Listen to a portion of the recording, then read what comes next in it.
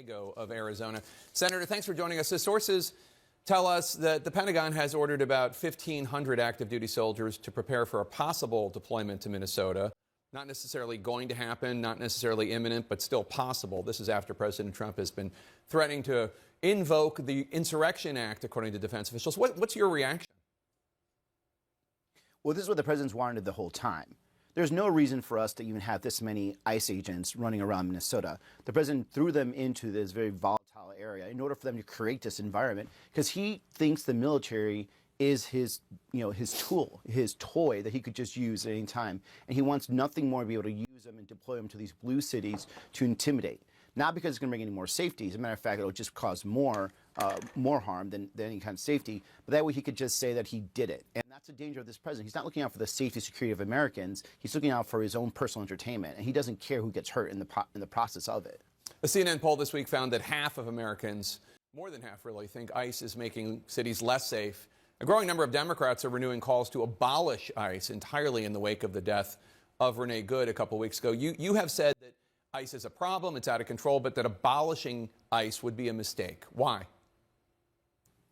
Well, look, I think ICE needs to be totally torn down. It has to be, created in the image of what people want, right? And what does that look like? From my experience running in Arizona, in a very hard state when it comes to immigration issues, people want immigration enforcement that goes after criminals, right? And focuses on criminals. And immigration enforcement is actually focused on security and not the goon squad that has come from Stephen Miller and Donald Trump. One that issues warrants, one that doesn't have people masked and acting like, we're a third world police force. What we're seeing right now is not what we want from ICE. And we can create and have a force that's actually focused on immigration and on security and not this type of intimidation that's happening right now. As you know, there's a government funding bill that comes due this month, and there's a growing push by some Democrats in the House and Senate to freeze ICE funding as a point of contention in the government funding bill. A year ago, you voted to expand ICE funding. What are you going to do this week, this time? Because Democratic Senator Chris Murphy said, quote, Democrats cannot vote for a Department of Homeland Security budget that doesn't restrain the growing lawlessness of this agency. Yeah, he's 100% right, and I'm talking to him. If we cannot vote for anything that actually adds more money and doesn't constrain ICE, it's not what we want out of ICE. Again, we want a security force that is focused on targeting and deporting criminals. What they're doing right now is none of that. What they're doing right now is actually suppressing U.S. citizens, racially profiling in all parts of our country, bringing violence to to areas you don't need.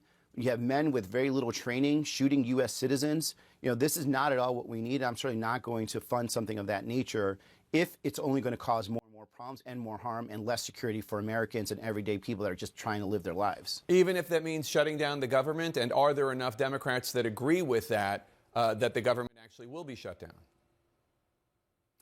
I can't speak for everybody else.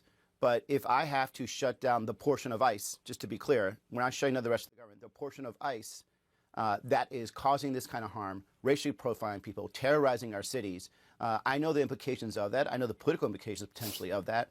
But we cannot keep funding this, this type of goon squads that are just spreading throughout the whole country just to enforce some weird policy position that Stephen Miller has where he thinks that we have to punish blue cities. I want to turn to foreign policy because you've called President Trump an idiot for his push to take control of Greenland, and you've said that Congress can't take any chances of allowing that to happen. You've met with the foreign ministers of both Denmark and Greenland this past week. How are they reacting to President Trump's threats? Look, they're shocked, and they're trying to find reason within what's happening here. And I tried to explain to them there is no reasoning. Right, the president just wants to have a legacy piece where he gets to claim that he brought in this big chunk of land that he sees on the map, even though it's distorted map, and he's willing to ruin our whole foreign policy, all of our alliances, our economy, just so he could get what he wants. This man is doing everything for himself and nothing for us.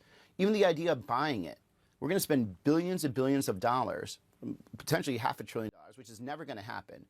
But right now we can't even afford health insurance for U.S. citizens, and we're talking about buying land. And let me just say one more time, Denmark, the Kingdom of Denmark and Greenland has said, we will give you everything you want, short of giving you possession of our land. You want more bases, you get more bases. You want to put more people, you get it. The idea that we're going to waste money for everything we want is the dumbest decision we can make. The only person who can make a decision this dumb is someone that would actually let a casino go under. And guess who's president right now?